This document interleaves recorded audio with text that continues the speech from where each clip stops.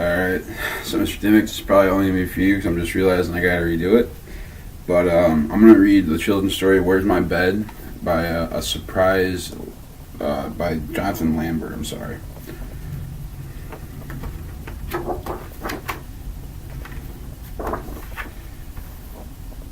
The tired little puppy trotted into the kitchen. He felt like a nice long sleep in his warm, comfy bed. But when he got to the corner, where his bed usually was, it was nowhere to be seen.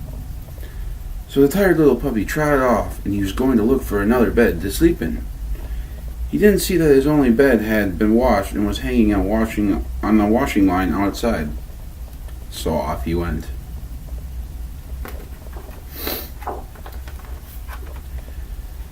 He peeked through a doorway, and there was a very comfy-looking bed. That looks warm and snug, said the tired little puppy. I wonder if I can sleep in there. But it looked too small. Suddenly,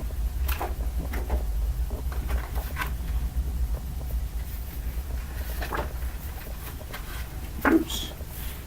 No, you can't sleep in here, grunted the little big pig. This is my bed. So the tired little puppy went outside and down the lane. After a while, he came to a pigsty and peeped over the wall. Inside the pigsty was a small hut. Perhaps I can sleep in there, said the tired little puppy, but it looked too muddy. Suddenly, so the tired little puppy went on until he came into the house, to a hen house. Inside, there was a big pile of straw. I wonder if I can sleep in here, said the tired little puppy, but it looked too prickly. So suddenly,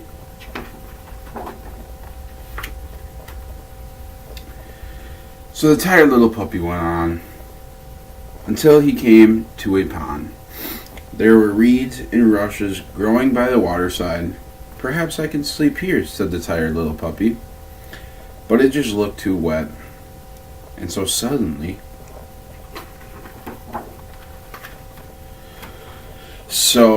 the tired little puppy continued on until he came to a tall tree. He scrambled up the branches and found a cozy nest of twigs and dry grasses. I wonder if I can sleep here, said the tired little puppy, but it just looked too high. So the tired little puppy went on until he saw a dark hole in the ground. He peered inside to see a cozy burrow filled with soft grass. Perhaps I can sleep here, said the tired little puppy, but it was just too narrow. Suddenly, so the tired little puppy plodded slowly home again. Inside there was his very own bed. I can sleep here now, yawned the tired little puppy, and it looked just right. Suddenly, out of that clean bed, with those muddy paws, said a voice, but it was too late. The tired little puppy was already asleep.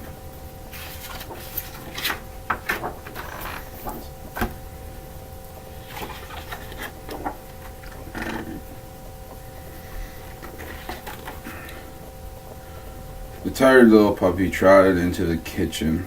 He felt like a nice long sleep in his warm, comfy bed. But when he got to the corner where he usually was, it was nowhere to be seen. So the tired little puppy trotted off. He was going to look for another bed to sleep in. He didn't want to see that his own bed had been washed and was hanging on the washing line outside. So off he went. He peeped through a doorway, and there was a very comfy looking bed. That looks warm and snug, said the tired little puppy. I wonder if I can sleep in there. But it looked too small. Suddenly, so the tired little puppy went outside and down the lane. After a while, he came to a pigsty and peeped over the wall.